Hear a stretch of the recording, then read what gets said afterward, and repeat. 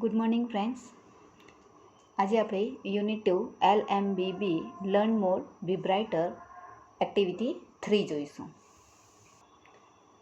તો મિત્રો, અગાઉના વિડીયોમાં મેં તમને ડિગ્રીઝ ઓફ કમ્પેરિઝન એટલે કે તુલનાની કક્ષાઓ એના વિશે સમજણ આપી છે. બરાબર.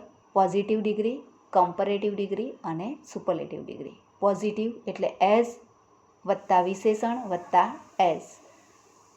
કમ્પેરેટિવ ડિગ્રી એટલે વિશેષણ વત્તા ઈઆર વત્તા ધેન. અને સુપરલેટિવ ડિગ્રી એટલે કે ઢ એટલે કે આર્ટિકલ ઢ વત્તા વિશેષણ વત્તા ઈએસટી.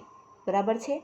સુપરલેટિવ એટલે શ્રેષ્ઠતા દર્શક ડિગ્રી, સ્મોલર કમ્પેરેટિવ ડિગ્રી એટલે અધિકતા દર્શક તુલના, અને સ્મોલ પોઝિટિવ ડિગ્રી એટલે કે સમાનતા દર્શક. ઓકે, તો ચાલો આપણે એ સમજને આધારે એક્ટિવિટી 3નો અભ્યાસ કરીશું. Look at the pictures and complete the sentences using the correct words. ચિત્રોનો અભ્યાસ કરો અને પછી તેમના આધારે સાચા શબ્દો પસંદ કરી ખાલી જગ્યા પૂરો. જુઓ મિત્રો, આ એક્ટિવિટી ખૂબ જ ધ્યાનથી સમજવાની છે, કારણ કે આ જ એક્ટિવિટીને આધારે પરીક્ષામાં તમને ખાલી જગ્યાઓ અથવા તો રૂપાંતર કરવાનું પૂછાય જ છે. તો તમે આને ધ્યાનથી સમજજો તો ખૂબ જ સરળ છે આ. ફરીથી સ્મોલ, વન્સ, સ્મોલ, સ્મોલર અને સ્મોલેસ્ટ. ઓકે, સ્મોલ એ પોઝિટિવ ડિગ્રીનું ફોર્મ છે, સ્મોલર કમ્પેરેટિવ ડિગ્રીનું ફોર્મ છે અને સ્મોલેસ્ટ સુપરલેટિવ ડિગ્રી બતાવે છે. તો ચાલો આ 3 બોક્સ જુઓ મિત્રો, પહેલું, બીજું અને ત્રીજું. તો હવે એ second box is blank.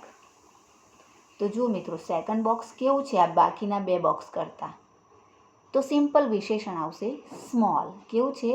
Small, નાનું. Second box is small. Third box is blank then first box. જો મિત્રો, અહીંયા ધેન આવ્યું છે. ધેન આવે એટલે તમારે યાદ રાખવાનું કે ના કરતા એટલે કમ્પેરેટિવ ડિગ્રી બતાવે છે, અને કમ્પેરેટિવ એટલે આગળ ઈઆરવાળું વિશેષણ આવે એટલે smaller. The third box is smaller than. યાદ રાખજો મિત્રો કે ધેન આવે તો એની આગળ કમ્પેરેટિવ ડિગ્રીનું ફોર્મ આવશે સ્મોલર ધેન. ઓકે, એટલે કે third box is smaller than first box. એટલે કે ત્રીજું box third box is smaller than first. એટલે કે ત્રીજું બોક્સ પહેલા બોક્સ કરતાં નાનું છે. બરાબર. C, second box is the smallest of all the boxes. એટલે કે સેકન્ડ બોક્સ છે એ બધા જ બોક્સોમાં સૌથી નાનું છે, એટલે ધ સ્મોલેસ્ટ. જો ઢ આવે છે એટલે એની પછી કયું આવે? ઈએસટી વાળું વિશેષણ, એટલે કે સ્મોલેસ્ટ, એટલે કે સૌથી નાનું છે. મિત્રો, સમજ પડી? ચાલો સેકન્ડ, ઠીક, ઠીકર અને ઠીકેસ્ટ. એટલે કે ગાઢ, ઓકે, અથવા મોટું. ગાઢ આવશે. The apple tree does not have thick trunk. એટલે ઘટાડાળ કહેવાય ને, આપણે ઘટાડાળ ઝાડ કહીએ ને. અને જાડું. ઠીક એટલે જાડું. અહીંયા આપણે જાડું શબ્દ લઈશું. The apple tree does not have thick trunk. Trunk એટલે શું? થડ. તો કે જુઓ, એપલ ટ્રીને જાડું થડ નથી, ખૂબ મોટું થડ નથી. ડઝ નોટ હેવ એટલે નથી. The trunk of the mango tree is thicker than. Than આવ્યું એટલે એની આગળ કયું વિશેષણ? ઠીકર.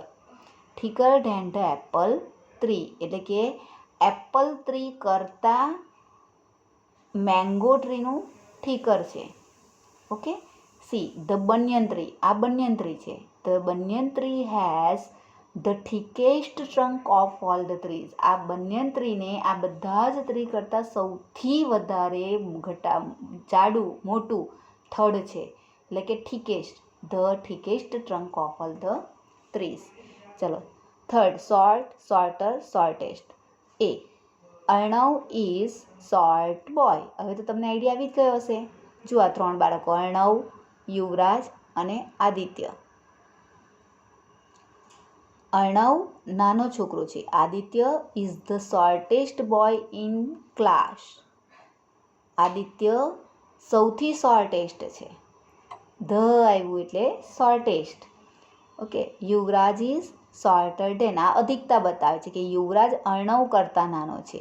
જો અર્ણવ અને યુવરાજ એટલે યુવરાજ અર્ણવ કરતાં નાનો છે, ના કરતાં નાનો એટલે shorter than. Yuvraj is shorter than Arnav. તો સમજણ પડી ને મિત્રો? ખૂબ સરસ છે ને એક્સરસાઇઝ. હા, તો ચાલો હવે આપણે એક્ટિવિટી 4 પર જઈશું.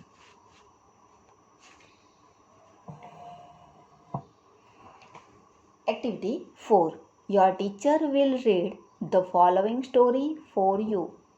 Listen to your teacher and then read the story silently. Song of Songs. ગીતોનું પણ ગીત. The great ruler of India, Akbar, had 9 gems in his court. Great ruler. ruler એટલે શાસક. રૂલ જો ER કાઢી નાખીએ, આર કાઢી નાખીએ તો રૂલ એટલે શાસન કરવું, ક્રિયાપદ વર્બ છે, અને આર જોડો એટલે રૂલર એટલે નાઉન બની જાય છે શાસક.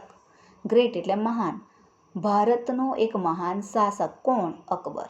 ભારતનો એક મહાન શાસક અકબરને, અકબર હેડ એટલે અકબર પાસે, અકબરને 9 જેમ્સ એટલે કે 9 રત્નો, જેમ્સ એટલે રત્નો, 9 રત્નો ઇન હિઝ કોર્ટ એટલે તેના દરબારમાં.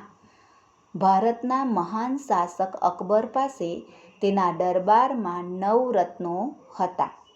The 9 gems were the greatest in their own fields. The 9 gems એટલે કે 9 રત્નો were the greatest એટલે કે સૌથી શ્રેષ્ઠ. In their own fields એટલે પોતાના, their એટલે તેમના, own એટલે પોતાના, તેમના પોતાના, field એટલે ક્ષેત્રમાં. એટલે કે આ 9 રત્નો તેમના પોતાના ક્ષેત્રમાં ખૂબ જ મહાન હતા. One of them was Tansen. One of them એટલે તેમનામાંનો એક. One of them, them એટલે તેમનામાંથી, of એટલે થી, માંથી. One of them એટલે તેમનામાંથી એક તાનસેન હતો. A great musician એક મહાન સંગીતકાર. He played different types of musical notes for the king. શું કરતા હતા? He played different types of musical notes. Musical notes એટલે શું? તો કે સંગીતના સૂર. Musical notes એટલે સંગીતના સૂર. ટાઈપ્સ એટલે પ્રકાર. ડિફરન્ટ ટાઈપ્સ એટલે વિવિધ પ્રકારના, અલગ અલગ પ્રકારના, જુદા જુદા પ્રકારના. અને પ્લેડ એટલે વગાડતા હતા. ફોર ધ કિંગ કોના માટે? રાજા માટે. તેઓ રાજા માટે વિવિધ પ્રકારના સંગીતના સૂરો વગાડતા હતા. He played ragas like Malkauns, Deepak, Kedar, Malhar etcetera. એટલે કે તેઓ જુદા જુદા રાગો જેવા કે માલકંસ, લાઇકનો અર્થ અહીંયા જેવા કે અથવા જેમ કે માલકંસ, દીપક રાગ, કેદાર રાગ, મલ્હાર રાગ વગેરે જેવા રાગો વગાડતા હતા. તાનસેન મેડ સમ ઇનોવેશન્સ ઇન મલ્હાર રાગ એન્ડ ક્રિએટેડ મિયા મલ્હાર રાગ. ફરીથી તાનસેન મેડ, તાનસેને કર્યો હતો. અહીંયા મેડનો અર્થ શું લેવાનું હતું? કર્યો હતો. સમ ઇનોવેશન એટલે કે થોડો ફેરફાર. ઇનોવેશન કરવું એટલે શું કરવું? તો કે થોડો ફેરફાર કરવો. ઓકે.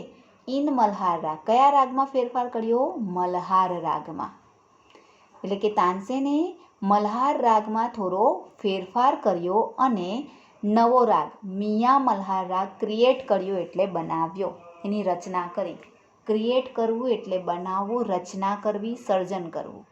અહીંયા આપણે રચના કરી એવો શબ્દ લઈશું, અર્થ લઈશું કે તાનસેને મલ્હાર રાગમાં ઇનોવેશન કરી એટલે કે થોડો ફેરફાર કર્યો અને મિયા મલ્હાર રાગની રચના કરી.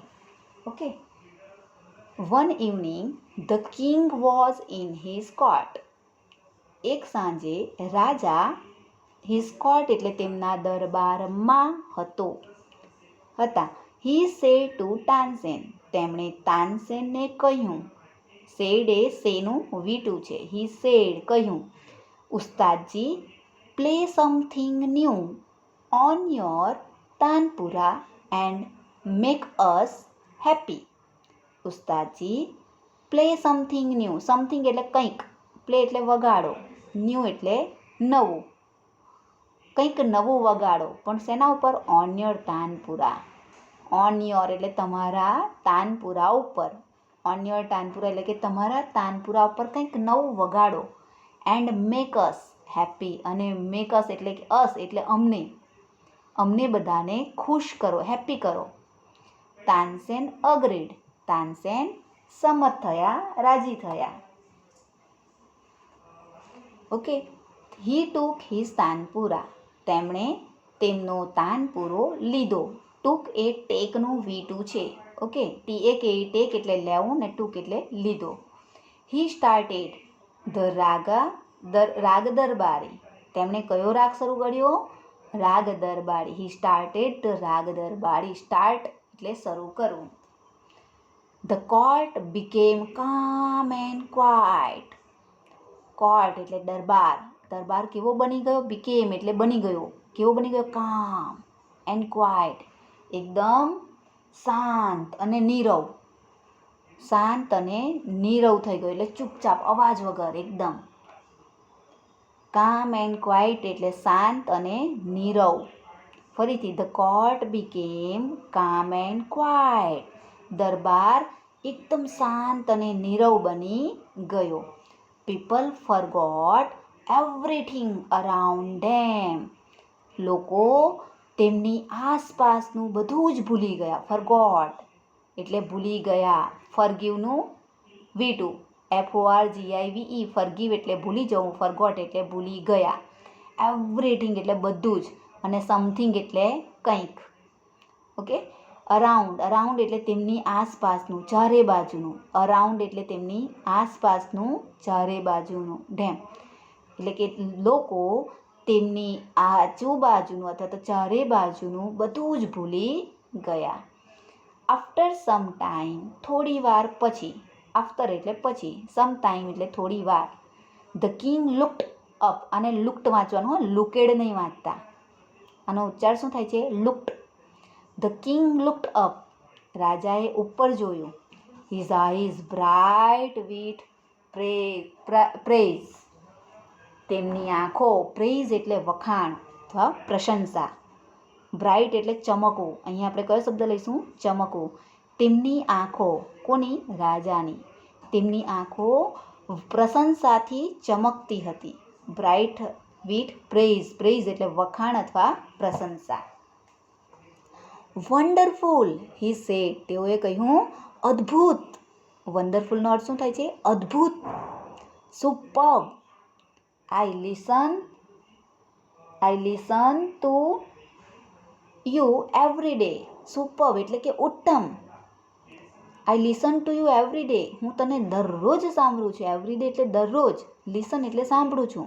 આઈ listen to you every day. હું તને દરરોજ સાંભળું છું. But this was the best. પણ આ એક ખૂબ જ સૌથી સારું હતું. But this was the best. પણ આ સૌથી સારું હતું. Tansen bowed before the king. Tansen bowed એટલે કે તાનસેને શું કર્યું? વંદન કર્યા, બાદશાહને નમન કર્યું. બાઉડ એટલે નમન કરવું. Before the king. તાનસેને બાદશાહને નમન કર્યું. ચાલો હવે આગળનો પાઠ હવે પછીના લેક્ચરમાં જોઈશું. આવજો મિત્રો.